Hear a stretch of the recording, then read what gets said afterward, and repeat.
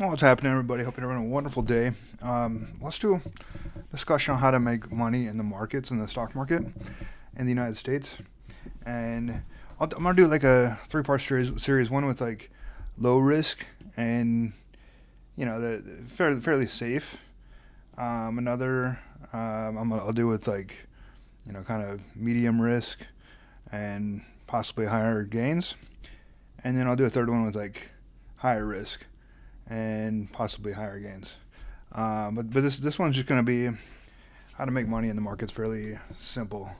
Um, yeah, because like I was thinking, it's like it's kind of a topic that we don't like you don't learn about in school, like in high school. You think they would teach this in high school, but they don't. Um, you could get like a class on how to preserve your money for the long term in high school, but they don't. I didn't get that when I was in school. So um, anyway, there's a lot of different ways to learn about the stock market.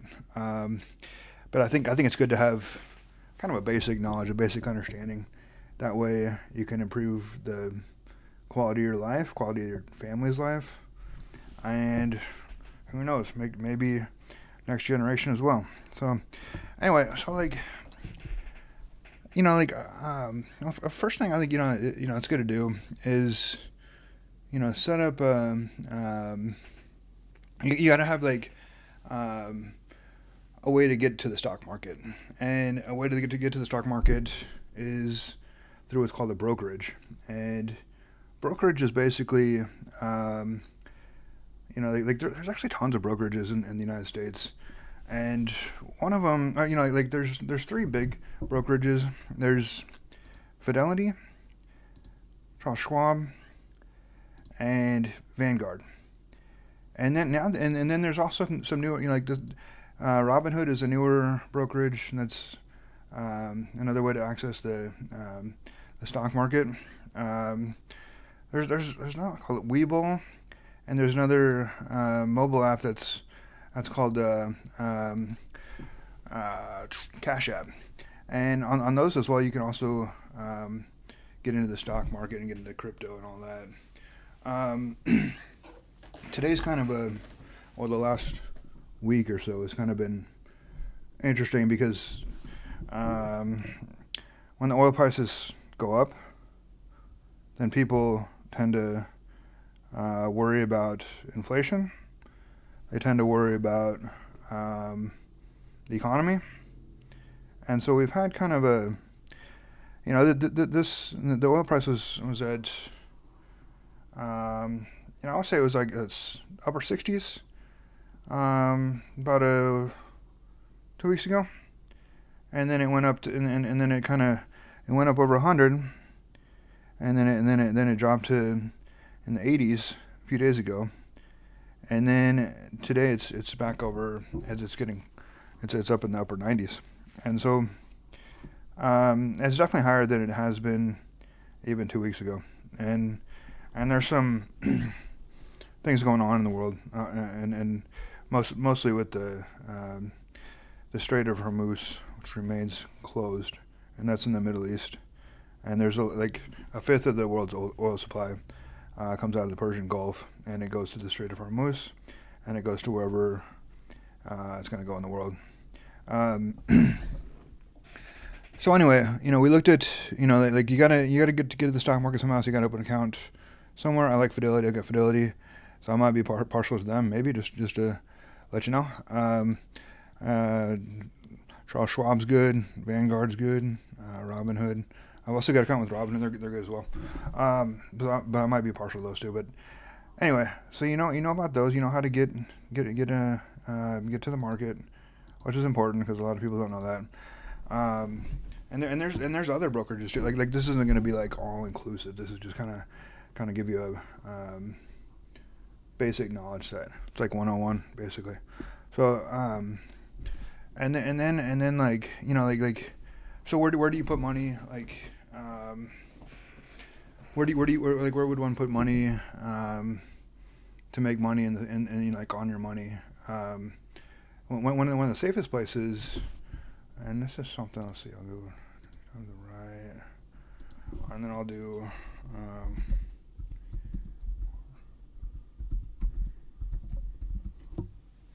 We'll get some AI information on this as well, if we can. Search AI assist. Okay, AI.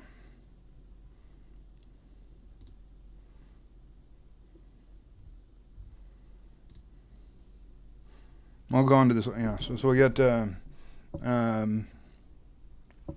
So money market funds are basically like a default spot where when you open a brokerage account like Fidelity, Schwab, or Vanguard, you're gonna get you basically get money that you have a the default spot for your money in a brokerage account is going to be in a money market fund. And what a money market fund is low, basically no risk, and you're gonna get money. Basically whatever the interest rate is, whatever the Federal Reserve interest rate is, which is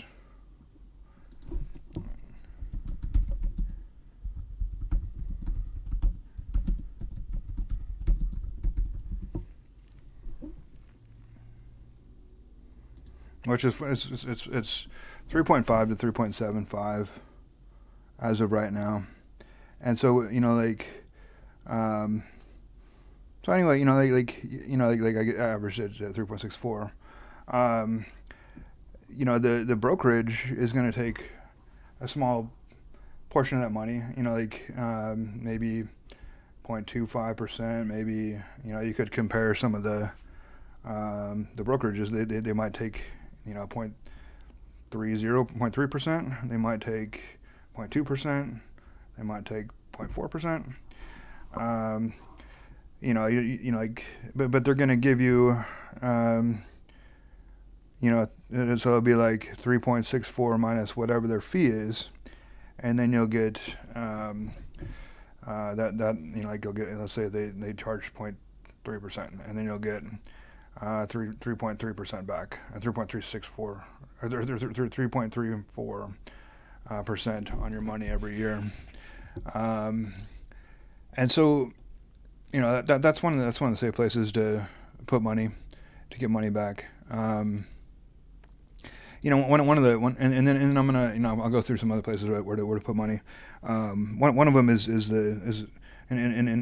go through these, like there's most of these they're all ETFs, all but one, all but two of them actually are ETFs. One's an equity, one's a mutual fund. But anyway, there's safe places to put money, safe places to make money on your money. This is a ETF called TBIL, TBIL, and on this is directly from the you can access this on one of those brokerages, and you can get on this one you can get the yield is currently 4.33%. The expense ratio is 0.15%. No risk. Like you're not gonna the only way you're not gonna lose money. You'll gain 4.33 minus 0.15, which turns out to be 4.18% on your money over the course of a year. And every month this ETF is going to pay you a 1/12 of 4.18%. Now, so this is the Federal Reserve, and so what happens is 8 times a year the Federal Reserve gets together and they decide upon interest rates, and they decide upon interest rates based on inflation, like the current inflation rate. And they decide they decide based on employment outlook. So they want maximal employment and minimal inflation, and they have a goal of 2% inflation. And I think right now they're at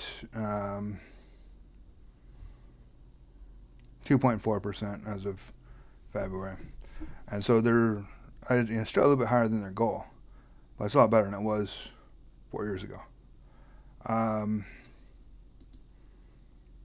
So yeah, so you got the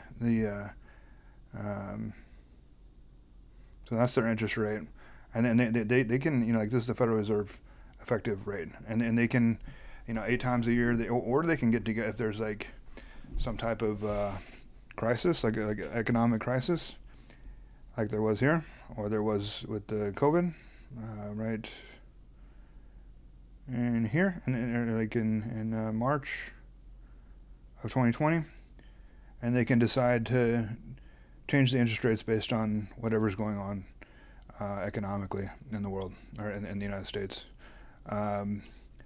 So as you can see, there's kind of so right now the average rate is 3.64, and but obviously over the course of time, this has changed based on whatever they think they need to. Clearly in the 1980s it was very high compared to where it is now, like all the way up to 14.7%, 19.04% in July of 1981. So that's very high. That's compared to where historically it has been from 1955 to 2025. A lot of times, like the Federal Reserve, like if they increase interest rates, it's kind of like a brake on the economy. When they decrease the interest rates, it's kind of like an accelerator, or just kind of less interference. And so anyway, like they control that 8 times a year. They get together and they control that unless there's some type of crisis, and then they can adjust rates accordingly. So we went over that. Let's go. So that we and this is what they get, where they're at right now. I don't know why they get 4.33%.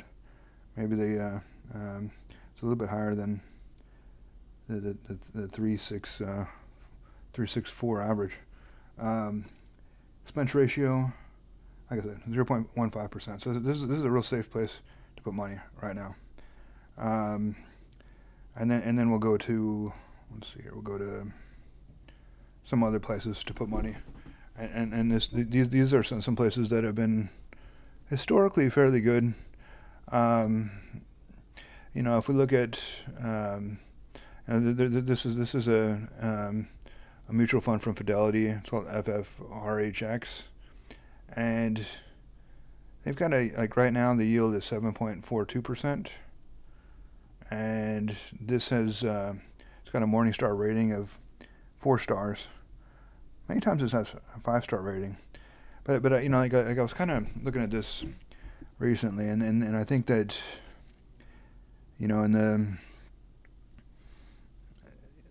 it looks like they do a good job maintaining the NAV, which is this where the actual the number of the mutual fund or ETF is, like where it is currently. They do a good job keeping the NAV during times when the interest rates are low, and then when the interest rates, like they increase interest rates here a bit, and then and then they got these back here, and then and then there was and they did a fairly good job, was doing a good job of maintaining the NAV all the way up until the COVID kind of shutdown, COVID kind of panic in the stock market, and then it looks like it took a good year to recover to that spot where it was before, and then in 2022, that's when the Federal Reserve increased interest rates again, and then the NAV dipped a little bit. It didn't drop a lot. I mean, like 5%, but you're getting more than that. You're getting 7.42%, and so to me it looks like that thing, like that one does well when the interest rates are lower. Actually, there's a lot of things in the stock market that do better when the interest rates are lower. That's one of them. Another one, like is a good place to put money is FLBL, and this is the one from Franklin Senior Loan ETF. This has a yield of 7.31% currently, and expense ratio of 0.45%. It looks like this one hasn't been around as long as the other one, but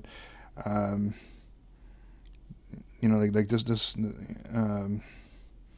618 is at least according to this chart is when they launched this ETF, and this one also kind of like this sells off a bit during the people panic during like in March of 2020, and then when interest rates increase like they did in early 2022, it looks like people sell off a bit, and they might even put their money back into like there's a good chance like when interest rates go up, there's a good reason like there's a good chance they put their money back into like something like T-bill.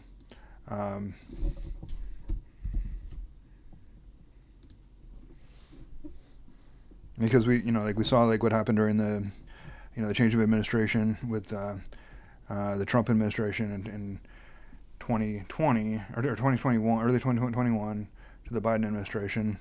There was huge change in policies, and I'm not trying to avoid politics as much as possible for the discussion of this, but there was a big change in policy with that, and so when interest rates go up, it seems to me like people put their money in the T-bills, or they put more money in Treasury bills because it's very safe, and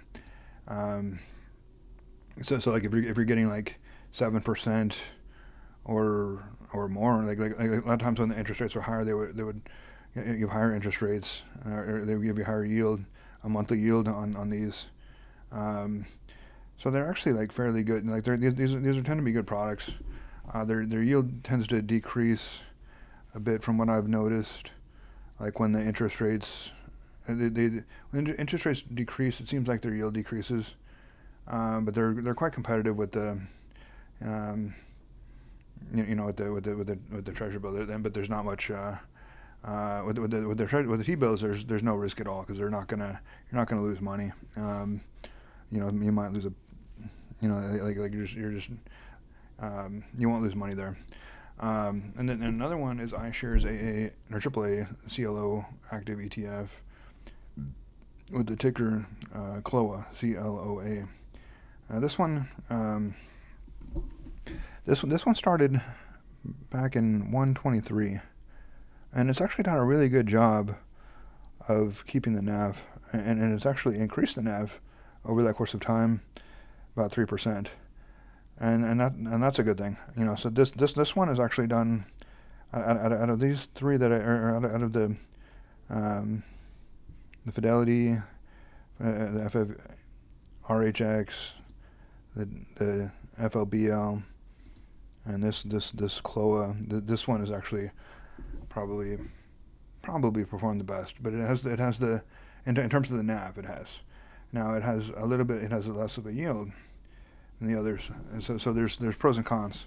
A yield is 5.27%, expense ratio is 0.20, and so this one tends to like it doesn't give you quite as much of a yield, but you have a lower expense ratio, and you also have an increasing NAV. Even during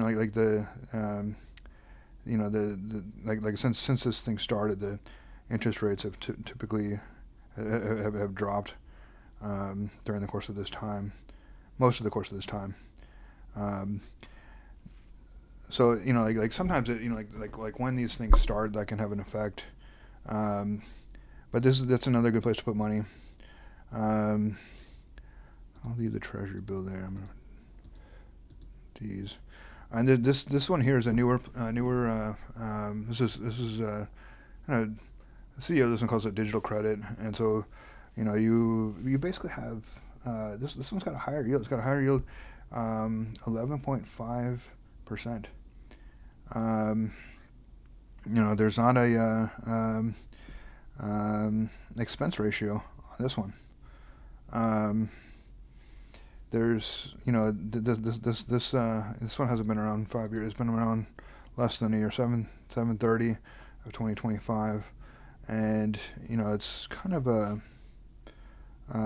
but it started. It opened at 93.74 on 7/30/2025, and now it's around 100. And I think the CEO of this one wants to keep the NAV at around 100, and so you get 11.5%, and that's over the course of a year, and the dividend is actually been increasing on this. So I think it was like at 9 or 10% like back in last summer, and then it's gone up like it's like 0.25 or 0.5% for over the course of a year. So it's like a few different, like several different times over the course of the this past year, and so now it's at 11.5%. Anyway, this one is it hasn't been around as long as those other ones I showed you. There's some times when it drops a bit, like it dropped 819. I probably bought it there, and then it dropped there, and then it also dropped when it was up at 1112, and then it dropped to 90. So there's a little bit of fluctuation on this one. It's kind of dropped to, but it's done a fairly good job maintaining its NAV, but it's only been around for since it's July of last year. So it's been it's got it hasn't been around a year, like 8 months or something like that, and so anyway, we'll see where that one goes. So far, so good on that one. So that's actually a really good, a good place to put money right now, because it's not a lot of risk there. And then we'll look at some of these income ETFs. The income ETFs are fairly new as well, and they're this income ETF started in 10/23/23, and these have done quite well so far. And there's several of them that I like, and I've actually put quite a bit of, I put money in a lot of these ETFs because you can make money on your money, and I think that's really helpful because every month you get paid. Every month you get paid from all these that I've talked about so far, but this one here is one from Goldman Sachs, and it's an S&P 500 Premium Income ETF, ticker symbol GPIX, and the yield is 8.11% currently, and the expense ratio is 0.29% currently. And since I've owned this one for probably since last summer, and its expense ratios stayed the same. The yield, I think, is mostly stayed the same. Sometimes they adjust the yield. They can adjust these numbers a bit. These numbers have mostly stayed the same since I've owned this ETF. And but one difference between these and the ones that the income ETFs and what I discussed previously was that the ones that I'm going to discuss, this one I'm discussing now, and the ones I'm going to discuss the next, I think there's about 6 or 7 of them that I'm going to discuss, and then they're all have equities. They all have this ETF is GPIX has S&P 500, which is the biggest 500 companies in the United States. So have companies, stocks in various sectors: technology, financial services, consumer cyclical services. It'll have in all of these, it kind of spreads the the risk around and the appreciation around, and so it has Nvidia, Apple, Microsoft, Vanguard, Amazon, Google. It has companies in a lot of different sectors. Berkshire Hathaway. There's a lot of companies in the tech sector, because there's currently there's the top 10 companies in the S&P 500 are fairly well dominated by technology companies. But anyway, this one has done a very good job, as you can see, of maintaining the NAV, and it's actually increased the NAV 29.41% over the course of, I'm putting this at 5 years, but none of these have been around for 5 years, but I'm going to show you this anyway. So the 1023.39 to today. It's at this is at 51.06. So that's so in addition to the 8.11% yield, you're also getting like NAV return. You're increasing the amount of so there's kind of like two-win scenario in that situation. You're getting the high yield, or you're getting 8.11%, and then you're also getting this NAV return, which is really good. Another one out of Goldman Sachs that is good is Goldman Sachs Nasdaq 100 Premium Income ETF, and the ticker symbol is GPIQ. And this one has been around. I think they started the same 10/23, 2023, and this one has a yield of 10.10% and an expense ratio of 0.29%. I believe these have also stayed the same since I've owned them since last summer. Yeah, so they've kind of, and this one has also done quite well in terms of the NAV. You're getting, this is very similar to the GPIX, where you're getting, you're getting a yield every. This is what you get. Like every month, you get a tenth of. Like this is over the course of a year, so you get 10.10% of whatever you put in over the course of a year, and every month you get a twelfth of 10.10%. And in addition to that, you're also getting an increase in the NAV, and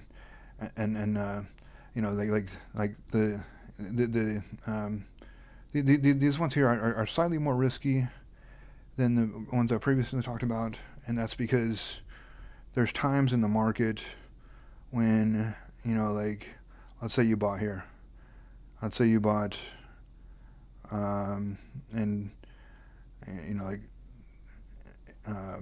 February or March of 2025, and you bought at 40 or 50.85, and then the tariff started on 4/3, 4/2 or 4/3 of 2025, and then there was a big sell-off, and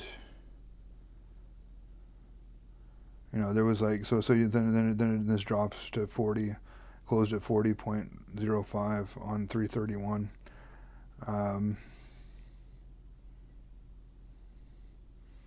Somehow it's higher on 4/7.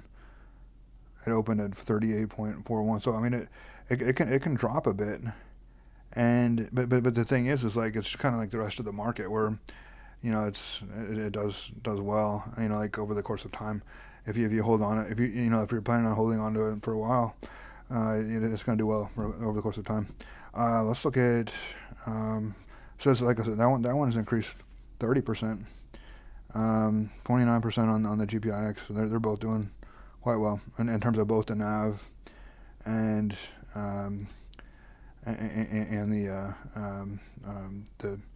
the monthly the yield. Let's look at some other ones. I think this is like kind of the first. This and the JPIQ from JP Morgan Chase, or JP Morgan Equity Premium Income ETF. JPI as the JEPI as the ticker symbol.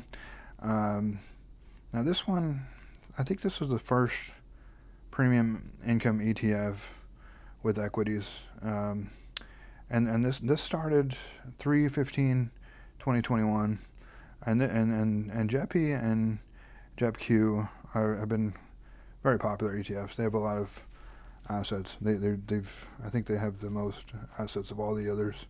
But anyway, so let's focus on JPI for a minute. JPI has neither JPI or JPIQ. Well, like JPI kind of has more S&P 500. They kind of do their own thing. They don't follow the S&P 500. I guess they kind of have a mix of different industries, but it's somewhat similar to S&P 500. But not they don't have all the same companies as the S&P. Obviously, they have some of the top companies: Johnson & Johnson, Howmet Aerospace, Analog Devices, Ross Stores, So these aren't the top 10 companies, but they're companies that JP picked for this ETF. And so let's look at the yield. This is the yield is 7.91%, and that is over the course of a year. And every month, they pay you a twelfth of that. And then this is JP, and then the expense ratio is 0.35%. And that is something that you pay over the course of a year. So it costs a little bit more than the Goldman Sachs ETFs. The yield is slightly less than the Goldman Sachs yield, and the NAV over 5 years, and this one is closer to 5 years. Like this is, and you have to remember, like sometimes these things start at different times, and like during this time, 3/15/21, like the interest rates are really low. Interest rates are really low, and then the interest rates start getting higher here. So then people sell off in the stock market, and so it, like Federal Reserve has a huge role in what happens in the stock market in the short term, and even like, so anyway,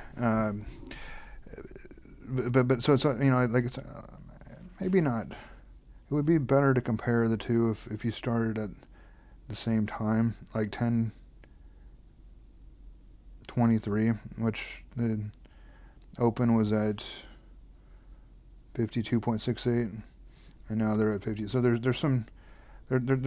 been NAV appreciation over the same period of time that the other one. I don't know that it's quite at the same rate, but it's there's NAV appreciation here, and in over 5 years it's done well. Even despite having like the COVID pandemic, the increase in interest rates, decrease in interest rates. There's been a lot of things going on in the last 5 years that have caused a lot of market fluctuations, and it's done it's done a good job maintaining its NAV. So that's an easy way to make money. And then this one is JPIQ, and this is this is the JP Morgan Nasdaq Equity Premium Income. This has a bit more tech heavy, as you can see here, and they have a lot more of the big name companies, and they have like Nvidia, Apple, or the companies with the high market cap, and Alphabet and Microsoft, Amazon, Meta, Tesla. So they've got some of the bigger companies in this ETF. The yield is a bit higher as well. The yield is 10.58%, and the expense ratio is 0.35%. And so that's the same expense ratio, a bit higher yield, more tech companies. And let's see here, we got over 5 years. This is increased. The NAV has increased 13.65%. So in addition to getting the 10.58%, which has stayed fairly since I've been following this the past few years. I'd say I've been following this one about at least a year and a half. The yield has stayed fairly similar, and the expense ratio has stayed fairly similar. There's been times when the struggled a bit in 2020. The whole market kind of struggled, in 2022, 2020, and into 2023. There was some recovery, and then there's a bull market here, and then there was a sell-off with the tariffs. So that one's done a good job of maintaining or increasing its NAV, as well as giving you a twelfth of 10.58% every month. And that, I've got this recording thing on here, so I gotta move my browser just to get to the next spot. Let's see. And then we got and this is another company that started doing this as well. These income ETFs. NEOS has so there's SPY. This one is an S&P 500 high income ETF, and this is expense ratio. It has a bit higher expense ratio than the previous two companies that I discussed. The expense ratio is 0.68%, but also the yield is higher. The yield tends to be higher with NEOS. NEOS likes to give the highest yield, but they also have a higher expense ratio. They have, and their NAV has not quite kept up with, this is the SPY. So this is kind of somewhat comparable to the, in terms of NAV appreciation compared to the JEPI, and this is the S&P 500 high income, and this has like all the biggest companies in the 500 biggest companies. So that one has done a good job maintaining its NAV, and it's giving you a good yield every month. You get a 12th of 11.84%. So that's another possibility. And then we'll look at, so there's another one from NEOS NASDAQ 100 High Income ETF QQQI. This one has I believe this one has the highest yield of any of these so far. Yeah, the yield is 14.22%, and the expense ratio is also 0.68%. Over the course of 5 years, which we don't have, this one's been around since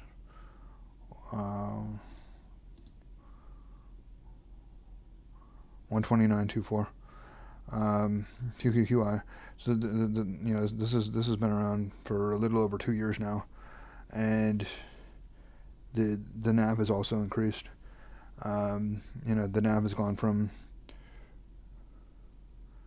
50.16 or open to 50, and then it closed, or it's got, and now it's at 51. So every month you're getting a 12th of 14.22%. And the expense ratio is 0.68%, but it's still doing a good job of maintaining the NAV. And I think NEOS' goal is to kind of give you the highest amount of monthly income possible, because they have the highest yields of these income ETFs that we discussed so far. Another one that NEOS has is one of the ticker called IWMI, and is NEOS Russell 2000 High Income ETF. And with the Russell 2000, it gives you the, in addition to the S&P 500 top 500 companies, it also gives you the 1,500 additional companies, the top 2,000 biggest companies in the United States.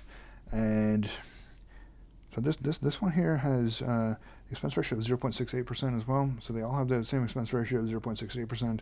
The yield is 13.72%. So the yield is also quite, it's quite high on with this one. This ETF is also the newest of the ones we've discussed so far. The date of opening was or at least according to this chart, which may not be precise, but 6/24/2024, and it opened at 50, and right now it's at 47.73. And so it's lost a little bit over the course of that time. I don't know why it says 4. Yeah, so it's at 4.48% over the course of 5 years. Is there a good chance, but this was kind of, like 2/16 of 2026. It's at 50.81, and that was before, the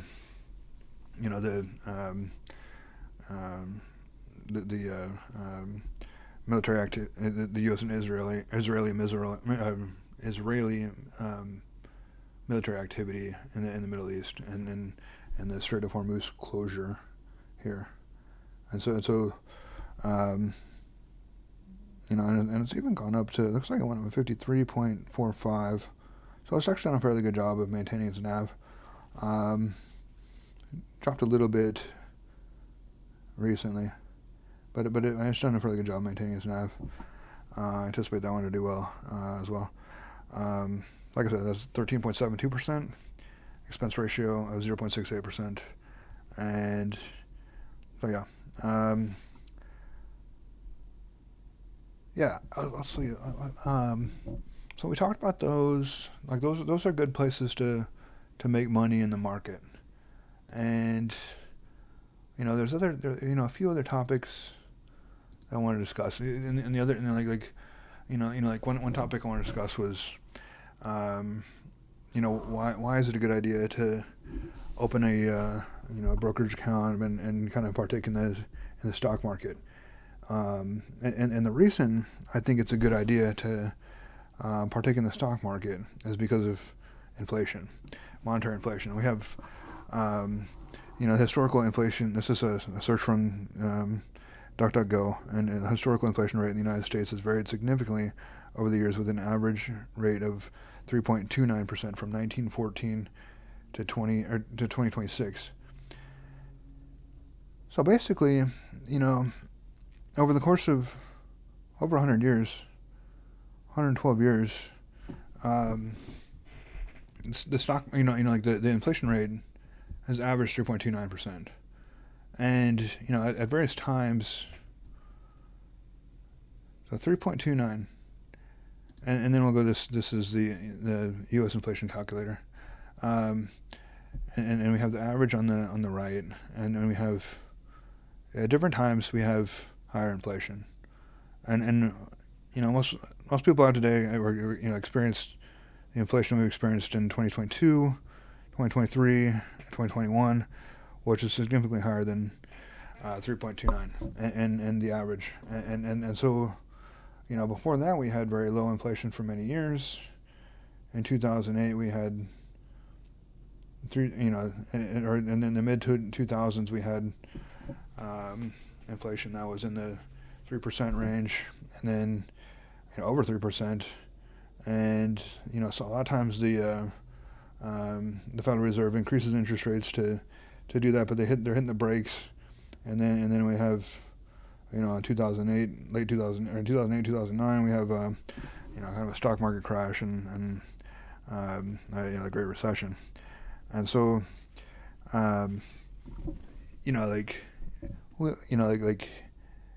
anyway, the goal of 2% remains for their inflation rate, and they're gonna they're gonna adjust the Federal Reserve interest rates based on their goal of 2% and their goal of high or their maximum employment, and so, but what I'm getting at is that let's say over the course of if that's accurate, 3.29% inflation, that means 1 year, let's say you have in 2020 you have $100 in your checking account or in your, if you have just regular cash. Let's use cash as an example, physical cash as an example. Let's say you have a $100 bill and you have 3.29% inflation average. Then you're gonna in 2021 you're gonna have it's a 3.29, so you're gonna have 96.71. You're gonna have 96.71%, or you're gonna have $96.71 buying power rather than $100. The next year, you're gonna lose another 3.29%, and these are averages. So like the actual at that time was 4.7. You're gonna lose $4.70. Between 20 and 22, you're gonna lose that much buying power. You're gonna lose $4.70. In 2022, you're gonna lose $8 buying power, and it's if you have $100 in 2021, you're gonna have $92, and so I mean every year that happens, and you're gonna actually you're gonna after a decade, 2 decades, 3 decades, 4 decades, eventually you're gonna have hardly any money left at all, and so if you keep your money in actual cash, you're gonna your money is gonna dwindle away, and so that's why I think it's important to just understand some basics about the stock market, because like if you understand the basics about the stock market, you can put yourself in a better financial situation, your family in a better financial situation. Money is not going to buy happiness, but it can help with, and it doesn't buy relationships, but it can buy. You can buy food, you can buy clothing, you can buy shelter, and you can buy things material things that you want, and it can get you out of situations you don't want to be in. It can like there's certain things that are good about money, and may not it doesn't help with a lot of things, but it helps with some things, and so I think it's good to like come up with a system to deal with this, we have a system, and we have to figure out how to put ourselves in the best, or basically we gotta take advantage of the system. We gotta work the system to our advantage, because if we work the system to our advantage, then we can gain wealth, and we can get richer. If we let the system take advantage of us, then we end up poor. And so this is from the Federal Reserve. This is the chart that they put out from the Board of Governors, Federal Reserve, via Fred, and this is the money supply, and this is another reason why this kind of plays into why it's good to be involved in the stock market in the long term, because I've looked at this previously. I'm not going to look at detail at the moment, but basically what happens is every 10 years, and I looked at this all the way back to 1960, 1970. What happens is every 10 years, the U.S. money supply doubles, or roughly doubles. It may not be exactly a double, but it'll be close to being double every 10 years. And so, like when the money supply doubles, there's inflation going on. The buying power of your money, the buying power of your money decreases, and so it's good to how do we deal with that? How do we deal with the problem of inflation eating away at our buying power? And I think the stock market is a really good way to deal with that. And so as there are more dollars, there's going to be more people putting money in the stock market. Today is kind of a weird, the stock market is kind of has dropped a bit because of the oil, the Strait of Hormuz being shut. But over the long term, it's a great place to put money. And I'll show you one other, we'll look at let's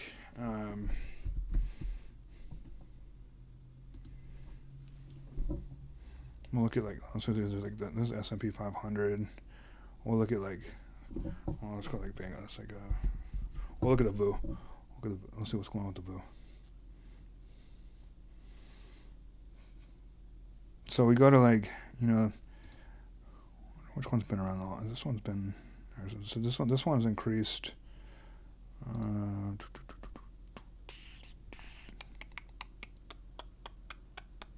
All right, so this one started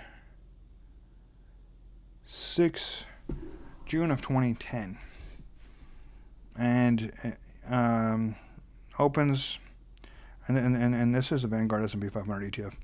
This one has it opened at 104.36, and or opened at 102.50. And then it closed today at 612.53, and so it increased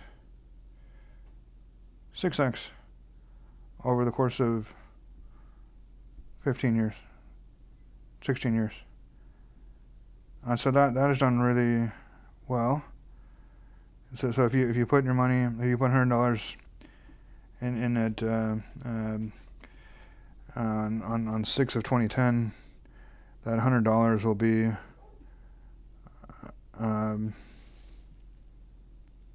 it'll be 600 at or around close to 600 at on the closest today. So your money is increasing. So I think that you got kind of a you got a good like you're doing well if you put money in the stock market. So that's like in the long term, and you can see how we've kind of got like it's kind of like the money supply increases. How do we take advantage of that? We put our money in the stock. We put our money in assets that increase in value over time, and there's tons of different places to put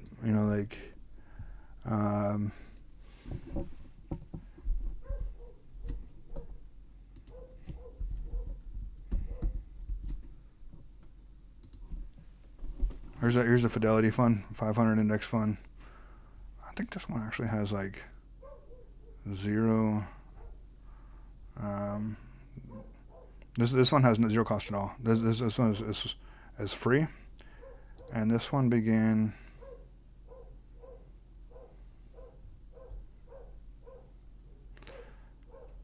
I don't know. That's FXAI. So this one has a low cost one from Fidelity, and this one started 311, and this one started in March of 2011, and it goes all the way to